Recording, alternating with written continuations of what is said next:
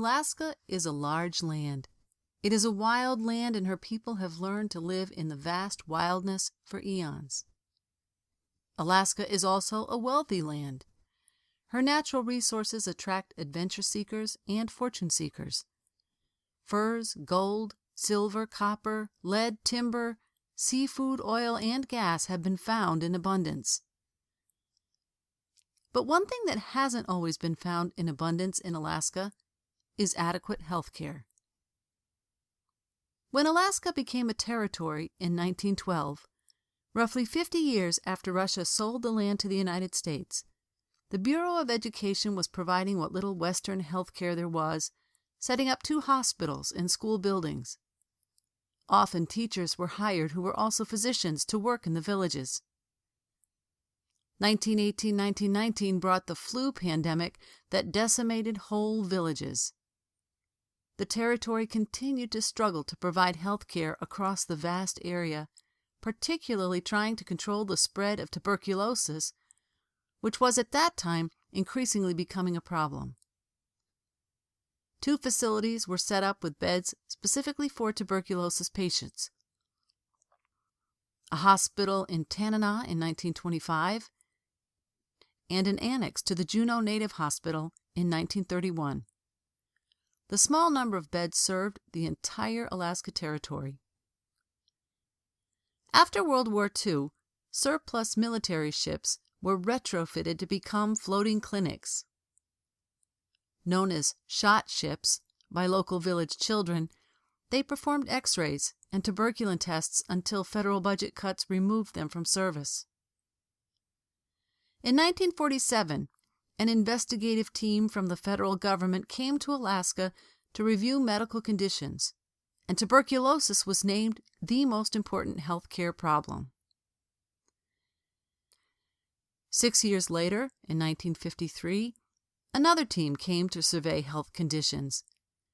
They found that the death rate for Alaska Natives under the age of 14 from tuberculosis was over 100 times higher than for the same age group of children in the lower 48.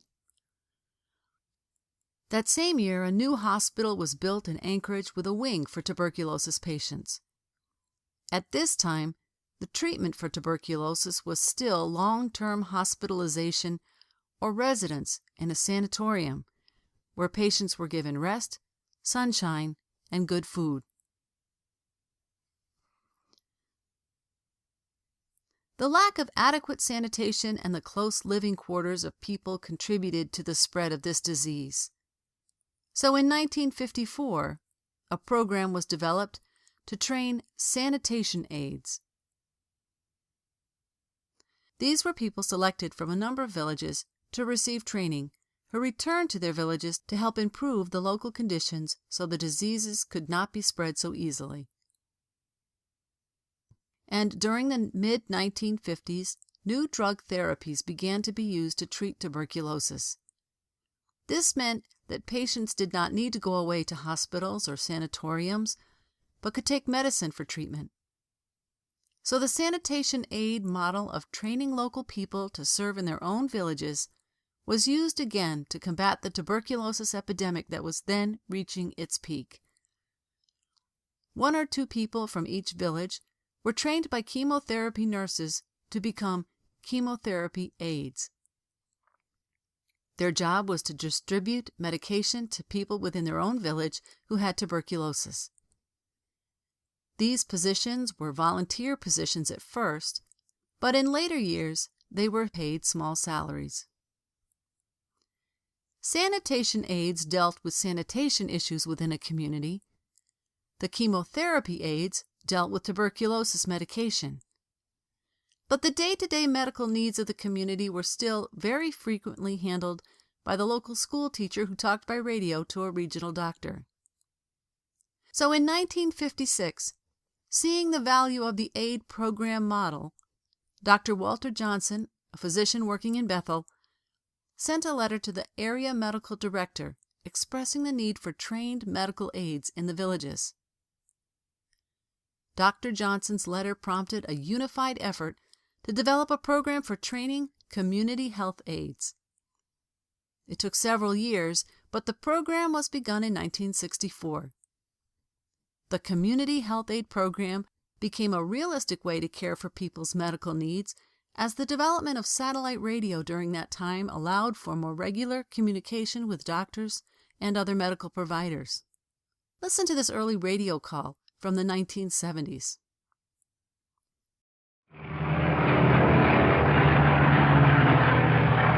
But to Native people, having the use of a satellite means more than just experiments. It means, for one thing, being able to talk to a doctor every day. Go ahead with your medical traffic, over.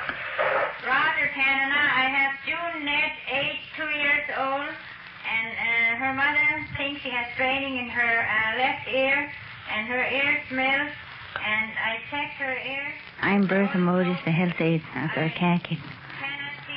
I've been using the satellite radio 1 year now, and we can talk to the doctor every day. Doctor Call is sponsored by the National Library of Medicine. For the first time, Native health aides in a dozen small villages can obtain daily medical advice. Roger Alakakit, how has she been treated in the past, and for what periods of time with what antibiotics? Over. Alakakit to Canada. She was put on ampicillin 10 days. Bob Crooks, one of the 2 doctors at Tanana, feels the satellite has affected the hospital as well as the villages. The health aid system and radio call is an excellent system and just needs to be built on. We're seeing more cases that do need evaluations that we can offer in the hospital, x-ray, laboratory work, and a lot of minor problems are picked up in a village early.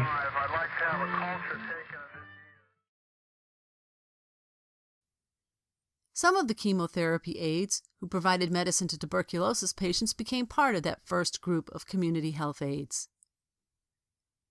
And what has this meant for the control of tuberculosis? While Alaska still has higher rates than other parts of the country, they are only slightly higher, not hundreds of times higher. Today, the Community Health Aid Program continues to be essential to the frontline medical care for Alaskans living in villages. The work of community health aides over the past 50 years has and continues to contribute to the goal of Alaska Natives being the healthiest people in the world.